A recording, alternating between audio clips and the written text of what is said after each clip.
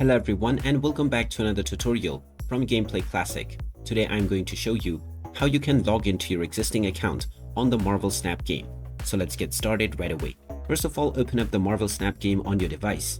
And if you're opening the game for the first time, just accept the terms and conditions. Now click on the submit button. And now you can start playing the game with an offline account, or you can use your Apple or Google ID to log in.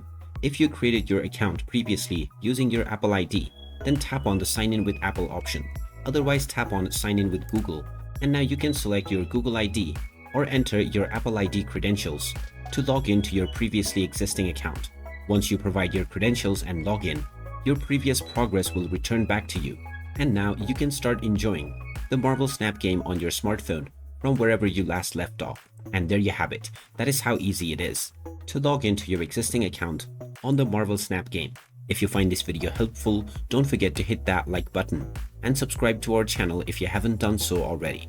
Also ring that notification bell to never miss another update.